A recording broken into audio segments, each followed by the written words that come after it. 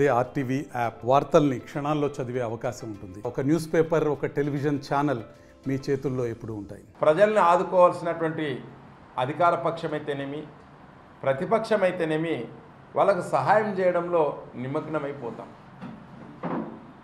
కానీ మన ముఖ్యమంత్రి గారు చేస్తున్నటువంటి రాత్రింబవలు పనిచేస్తూ ప్రజల్ని ఎట్లా ఆదుకోవాలని చెప్పి, ఎలా చేయాలని చెప్పి అధికార యంత్రాంగం అంతా నిమగ్నమై, ఒకవైపు బోరున వర్షం పడుతూనే ఉంది. అలాగే కర్ణాటక నుంచి కూడా ఇంకా వస్తూనే ఉన్న లక్షల క్యూసెక్లు వాటర్ వస్తూ ఉంది. ఎప్పుడు రానటువంటి 11 అంటే దాదాపు 11 ఒక రోజుకి దాదాపు 11 లక్షల క్యూసెక్లు వస్తూనే ఉన్నాయి. దాదాపు 20 ఏళ్ళు లేక 80, 30 ఏళ్ళు, 40 ఏళ్ళ నుంచి కూడా ఇంత రాలే ఫ్లడ్. ఈ ఫ్లడ్ని జగన్మోహన్ రెడ్డి గారు దీన్ని కూడా రాజకీయం చేయాలనుకుంటున్నారు. చంద్రబాబు నాయుడు గారు తన ఇల్లు కాపాడుకునే దానికోసమే విజయవాడలోకి నీళ్లు వదిలినాడు.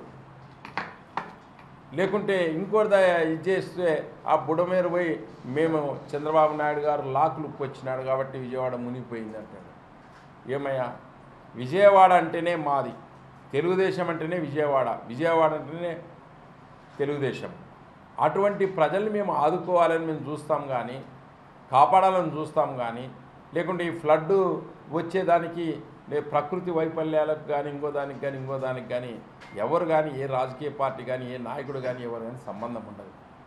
నీకు రాజకీయ పరిజ్ఞానం లేక, రాజకీయ ఉద్యోగం లేక ఏమి జరిగినా చంద్రబాబుని నిందించాలా. నువ్వు ప్రతిపక్ష నాయకుడిగా ఉన్నావు, నీ పార్టీ వాళ్ళు కూడా అక్కడ ఉంటారు, వాళ్ళకి ఏదన్నా కూడా మీరు సహాయం చేయొచ్చు.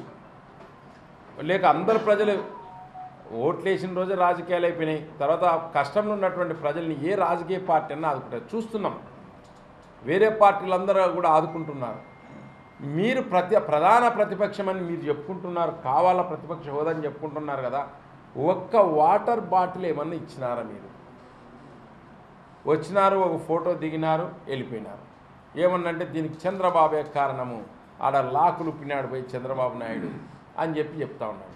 ఇది ఎంతవరకు సమంజసం? మీరు ఒక ప్రతిపక్షం నాయకుడిగా ఉండి, మీరు బాధ్యతాయుతంగా ఉండి మీరు చేయాల్సినటువంటి పనులేంటి? కాబట్టి మీరు జగన్మోహన్ రెడ్డి గారు రాజకీయాలు చేసేదానికి చాలా రోజులు, చాలా టైం ఉంది. ఇంకా ఇప్పుడేమి ఎన్నికలు నీకు కానీ మాకు కానీ లేవు. మీరు మనం అందరూ కలిసి ప్రజలందరం మమేకమై మన ప్రజలు అక్కడ ఇబ్బందులు పడుతున్నటువంటి వాళ్ళకి పాల ప్యాకెట్ల, రైస్ ప్యాకెట్ల, ఏదో ఒకటి వాళ్ళకి చేతునిచ్చి ఆదుకోవాల్సినటువంటి మనం ఉంది.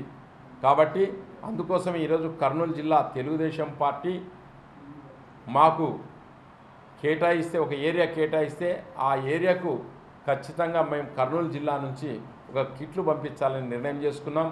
మా మంత్రివర్యులు టీజీ భరత్ గారు అయితేనేమి, ఇక్కడ ఉన్నటువంటి ఎమ్మెల్యేలు అయితేనేమి, ఇక్కడ ఉన్నటువంటి తెలుగుదేశం పెద్దలందరూ కూడా ఈరోజు కర్నూలు జిల్లా సమన్వయ కమిటీ నిర్ణయం చేయడం ఏమంటే, ప్రతి కుటుంబానికి అక్కడ నష్టపోయినటువంటి ఒక ఏరియా తీసుకొని మొత్తం కందిపప్పు, బియ్యము, మంచినూనె ప్యాకెట్టు, తర్వాత ఇవన్నీ కూడా ఇవ్వాలని తెలుగుదేశం పార్టీ ఈరోజు నిర్ణయం చేసింది, కర్నూలు జిల్లా తెలుగుదేశం పార్టీ.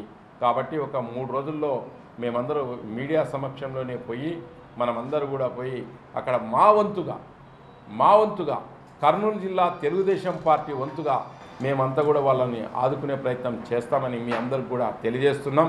ఇప్పుడు పెద్దలు సోమశెట్టి గారు మాట. మరిన్ని వీడియోస్ కోసం ఛానల్ ని సబ్స్క్రైబ్ చేయండి, లేటెస్ట్ అప్డేట్స్ కోసం వాట్సాప్ ఛానల్ ని ఫాలో చేయండి, అండ్ లింక్ డిస్క్రిప్షన్ లో ఉంది.